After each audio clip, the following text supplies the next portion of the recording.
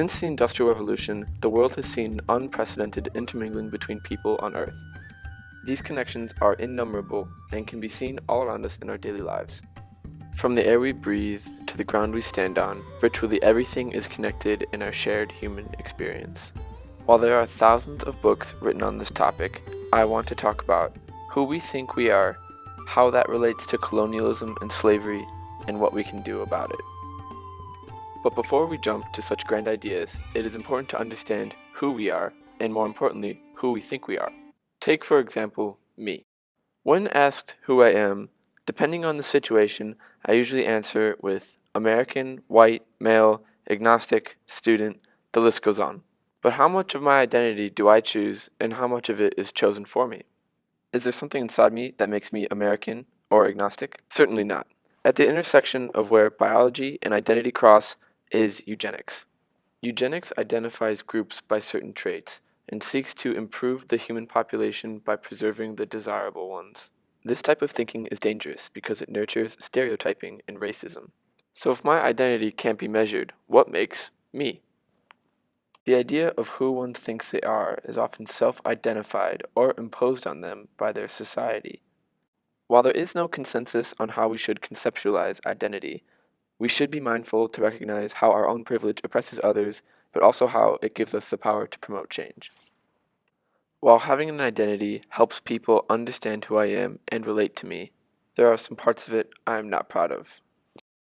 I am an enabler for child labor, poor working conditions, and slavery. That's right, and before you say I'm a terrible person, you might realize that you are enabling those things too. Let's take a look across the Big Blue to Shenzhen, where the Foxconn manufacturing plant is. Foxconn is a large manufacturing company that makes electronic parts for companies like Apple. Many of us enjoy Apple products, and hell, I'm making this presentation on an Apple product. But this enjoyment comes at the expense of others. The working conditions are poor, with low wages, doing a monotonous task. The workers are offered a place to live, but they are only paid enough to get by. They are unable to save up enough money to leave and become binded to the manufacturing plant. Foxconn controls most aspects of these people's lives, and the money never circulates outside of the manufacturing plant. Life at the manufacturing plant was so bad that they had to install nets to keep people from jumping off the sides.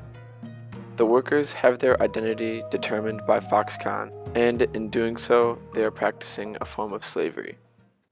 So if you enjoy an Apple product, you too are implicated in the enslavement of thousands of workers. Slavery is not confined to the past and has just changed its form. The slavery practiced at Foxconn is confining people's entire existence in a monotonous routine where they don't know anything different. After that depressing bit, one might wonder, what can we do to change the world?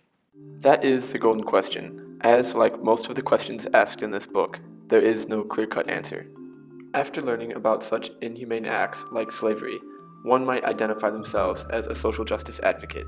There are millions of people who are already active and care about global politics. For social change to happen, we have to work together. It is our being with other people that makes life exciting and worthwhile in the first place.